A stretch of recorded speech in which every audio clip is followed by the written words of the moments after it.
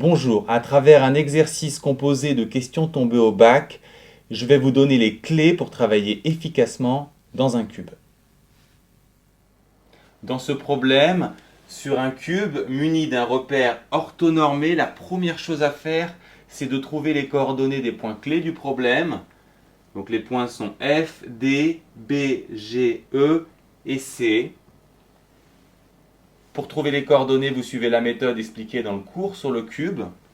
Prenons un exemple pour rappel. Pour trouver les coordonnées du point F, vous allez partir du point A, puis vous déplacer suivant AB, et ensuite suivant BF qui est égal à AE. Donc ces coordonnées seront 1, 0, 1. Ces coordonnées vont nous servir tout au long du problème, notamment pour la première question.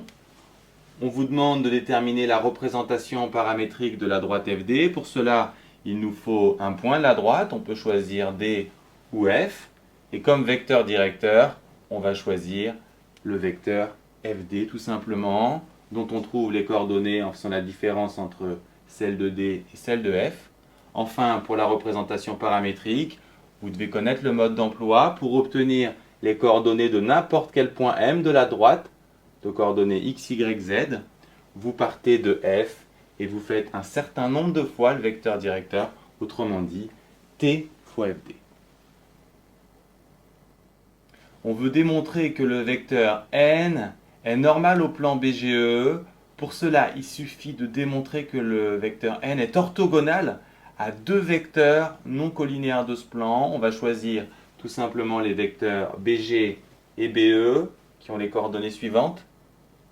On remarque, grâce aux zéros qui sont clairement non collinéaires, pour l'orthogonalité, il faut penser au produit scalaire. Quand on fait le produit scalaire avec n, il vaut bien 0. Il ne reste plus qu'à conclure en précisant bien que les vecteurs du plan ne sont pas collinaires. Puisqu'on a un vecteur normal du plan BGE, on peut facilement en déduire une équation cartésienne de ce plan. X moins y plus z égale d. Et pour trouver la valeur de ce dernier paramètre, il suffit d'avoir un point du plan. Par exemple, on peut prendre B. Et grâce à ces coordonnées, on trouve l'équation cartésienne de BGE. On doit montrer que la droite FD est perpendiculaire au plan BGE et que leur intersection est le point K qui a les coordonnées suivantes. On connaît déjà la représentation paramétrique de la droite FD, l'équation cartésienne du plan. Et je vous le rappelle, on l'a déjà vu quand on s'intéresse aux positions relatives d'une droite et d'un plan. On se concentre sur leurs vecteurs caractéristiques. Pour la droite, le vecteur directeur, moins 1, 1, moins 1.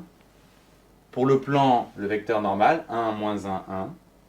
Ils sont clairement opposés, donc collinéaires. La situation se visualise très simplement avec le schéma suivant. Il est clair que la droite est perpendiculaire au plan.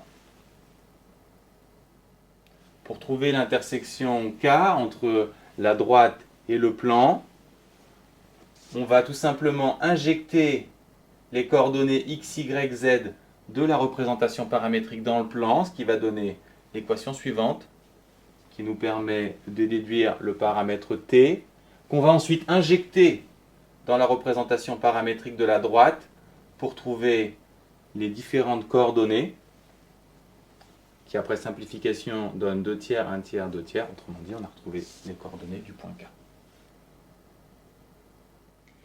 Quelle est la nature du triangle BEG? Pour le savoir, on va observer la figure. On constate que BG est la diagonale d'une face du cube, tout comme EG et BE. Elles sont donc toutes égales, et plus précisément, puisque les arêtes du cube mesurent 1, elles mesurent toute racine de 2, et le triangle est équilatéral.